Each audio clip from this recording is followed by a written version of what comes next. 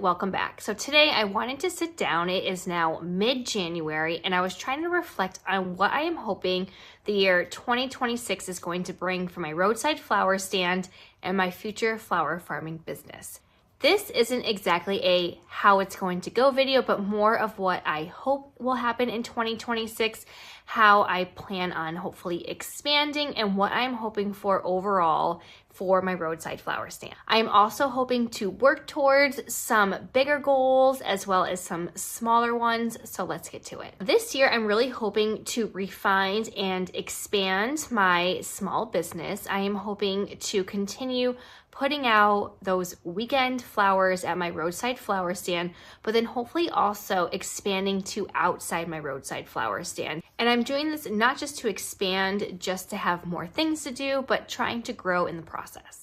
I want my roadside flower stand to feel reliable, always well stocked, which is a huge goal I have in mind, thoughtfully planned so I can span not just from summer and fall, but start including spring and early summer as well. And trying to have not everything feel so rushed and chaotic. I'm trying to put some systems in place so that way my Fridays and Saturdays aren't just jumbled up into one chaotic night and morning. And I can spread throughout the week what I need to accomplish for that roadside flower stand to open every single Saturday morning. So one of my biggest goals this year is going to be growth and sustainability. I don't want to only just grow for the sake of growing and growing more things, but I want it to be sustainable so that way I am not burning out at the end of the year and doing things in a timely manner so that way my business can grow over the course of the year. This means better systems. I want to try and find a new way to harvest. Again, I would always harvest everything Friday nights. I would rush home from work, harvest what I could before dinner, eat dinner, bring the kids outside, harvest some more, even into the night after they go to bed. I would have my floodlights. I'd be running back and forth trying to harvest. And then I'd wake up super early in the morning on Saturdays trying to put all of these mason jars together.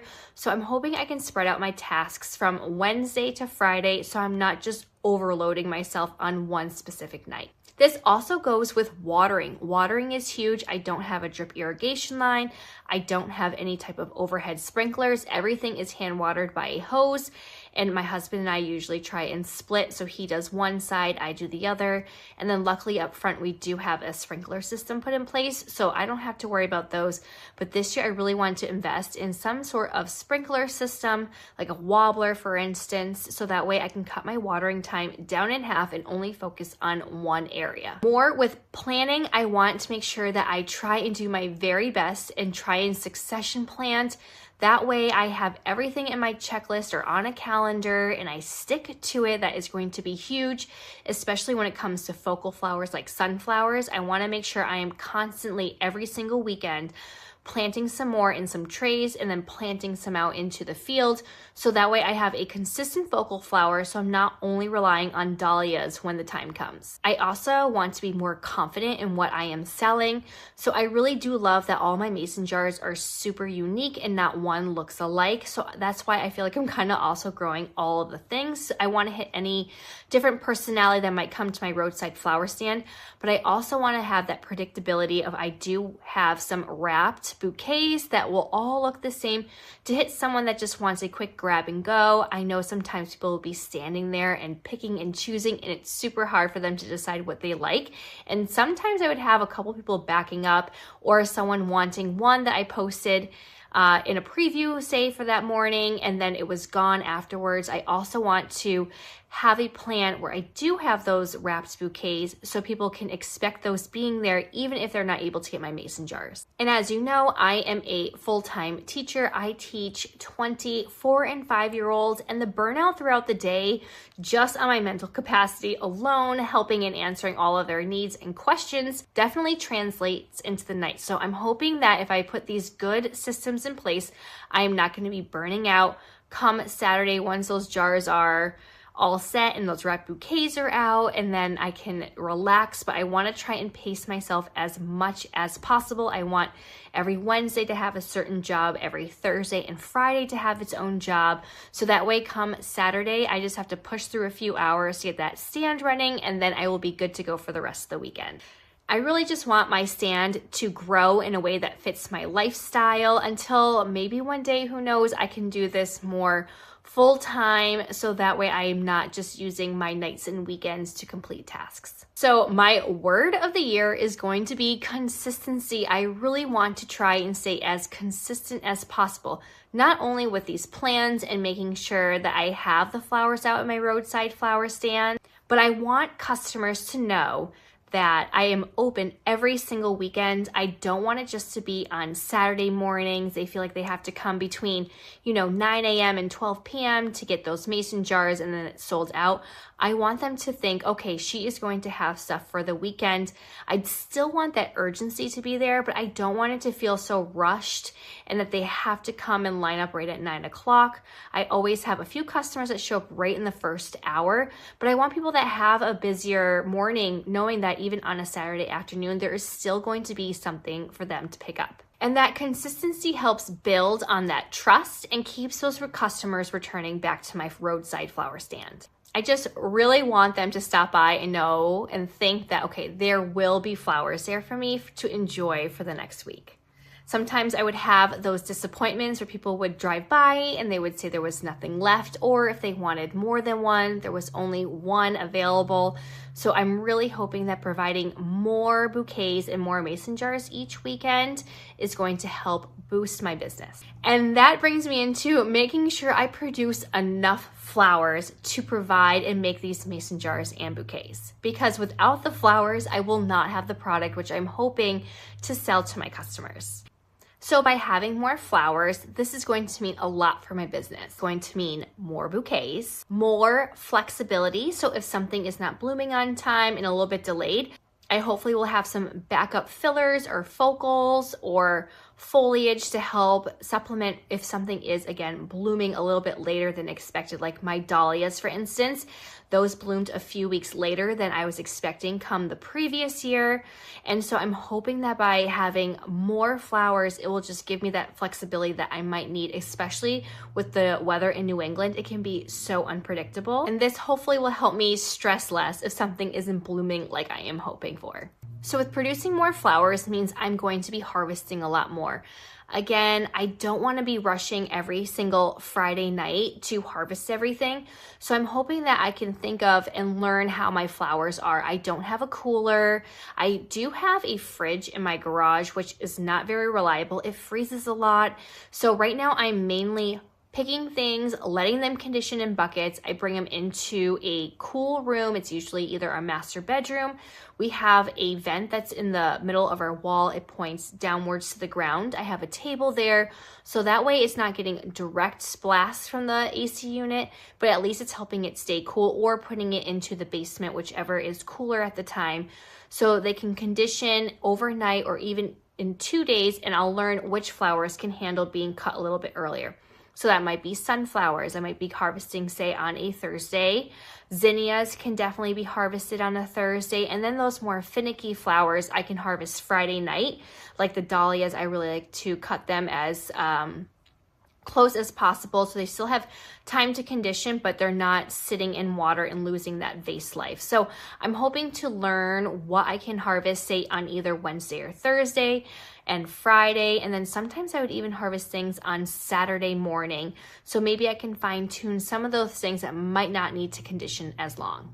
So hopefully this will help me stress less and I will have good production throughout the whole entire season. So a huge one is succession planting, as I mentioned earlier.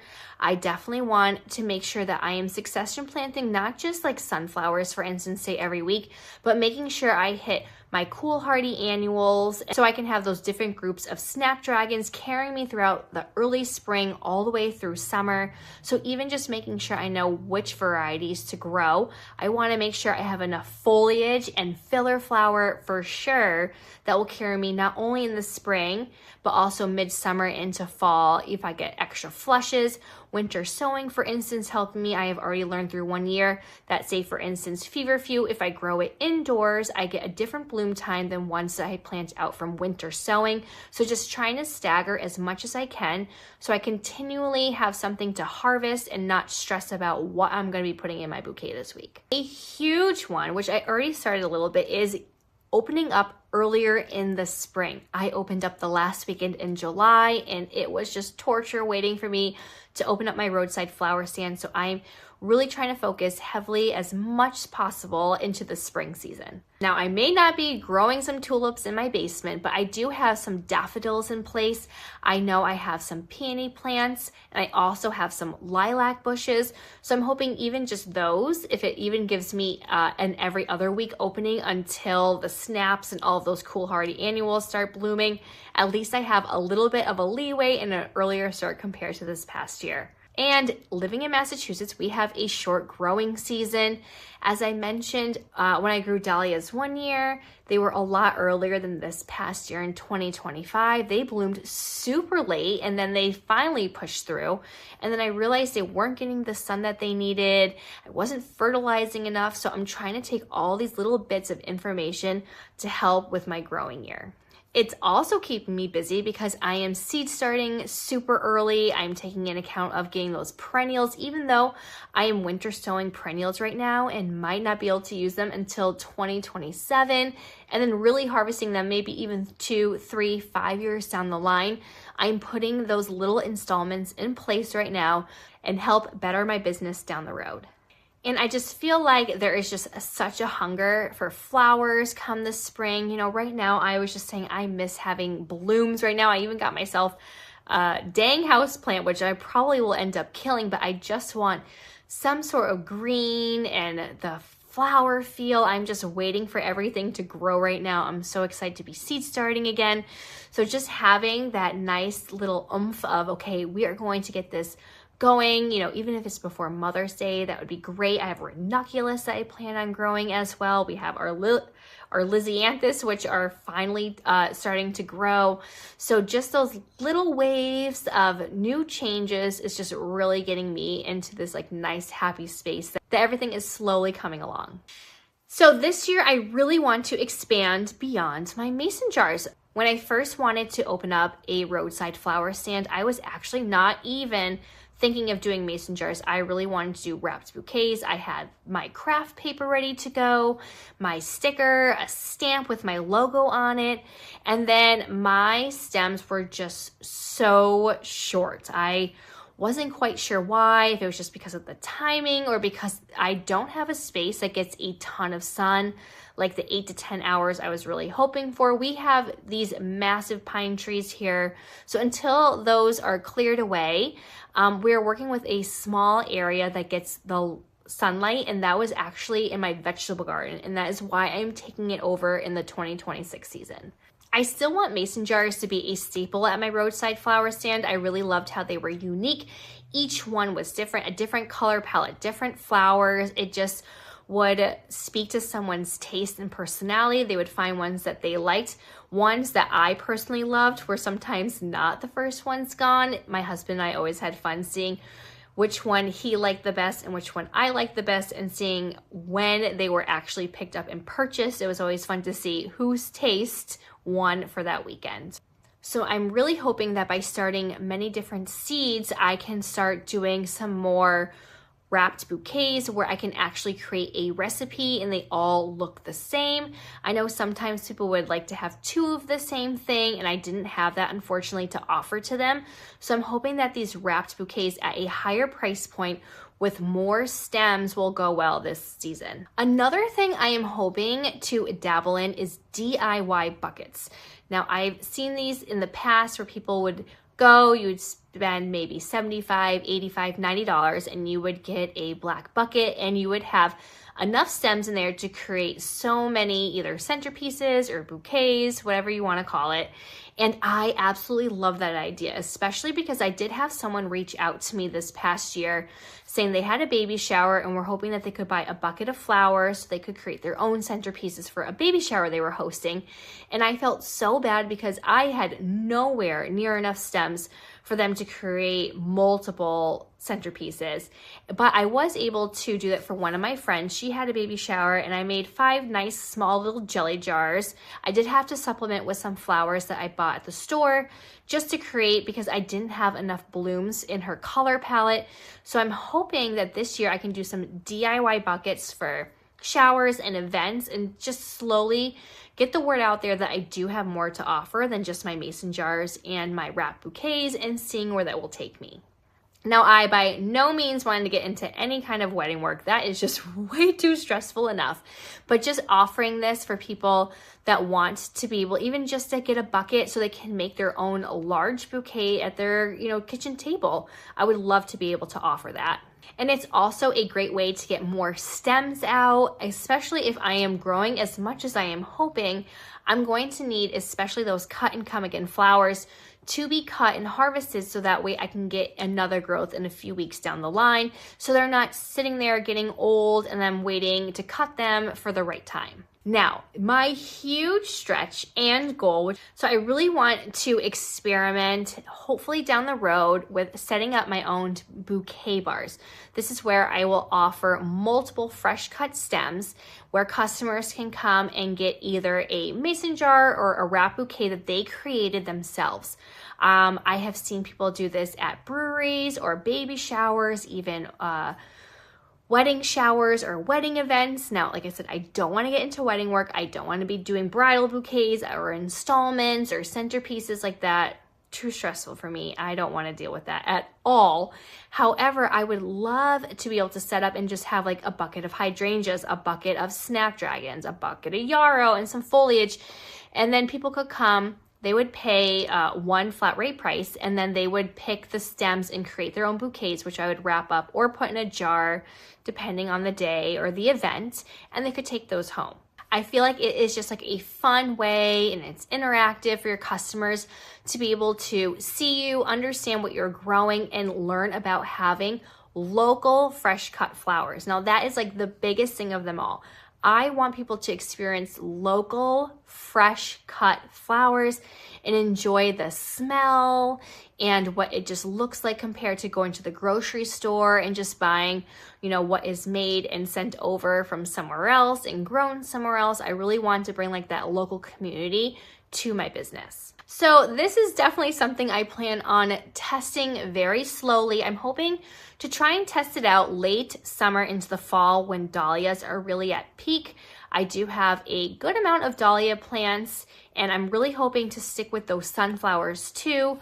So then hopefully between that, the celosia, the crazy amount of zinnias that I am really hoping to grow, that I can offer this even if it's just once a month. So it's not like me just going to the farmer's market and just selling straight up bouquets. I really want that experience and have people see how fun flowers are and how much I love flowers and how I took care of all of these flowers, brought it to them, and then they could create their own centerpiece for their home with their own taste and their own style. And I just think it would be like just the icing on the cake. So with all of these big goals and dreams, I do have to bring myself back sometimes to reality that I am very limited on time. I have a family life. I have to keep myself sane as well. And I also want to make sure I don't burn out. Flower farming is a lot of hard work. It's not just, growing the flowers, but you're also weeding in between. You're checking and making sure there's no disease. You're constantly deadheading. It's a lot more than just selling those beautiful flowers. There is a lot of physical work in it as well, especially with succession planting, making sure that you're fertilizing, making sure that you're getting fresh compost in. It is a lot of work. So I do sometimes have to just make myself just come back to reality a little bit and just try and do something one at a time. Now, I'm trying not to just jump for the fences right away, trying to be realistic with what I can do for my business without stressing myself out and still being able to accomplish my goals. So these little things I'm just hoping I can get to towards the end of the 2026 season and letting you know that I was able to stick to my plan. But 2026 isn't about doing everything, but it is about doing the right things well and building something that lasts. I really want this roadside flower stand to last years, so that way I can do this not just from hobby, but hopefully one day doing this full time. Especially the teacher burnout is real. I will say it's It's a lot, and I want to be able to be there for my kids when I'm doing 8-hour days and their school days are a lot shorter. They go down to 6 hours. If they do sports or extracurricular activities, I want to be able to be there for them instead of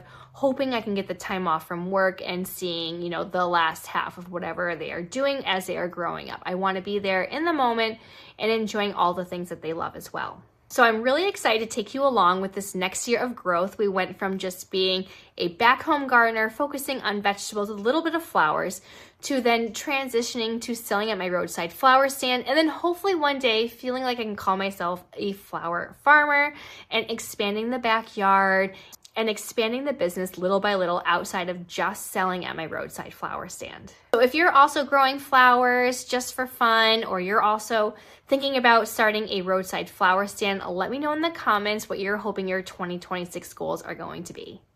And as always, thank you so much for tuning in. I'm so excited to see what the year 2026 brings. We have a lot to get going. It is now mid-January. Seed production is going to be in full swing in the next couple of months, and I'm super excited to try and get this flower stand open come the spring. So if you would like to follow along, go ahead and click like and subscribe and hit that bell button, and I will see you all next time. Happy gardening.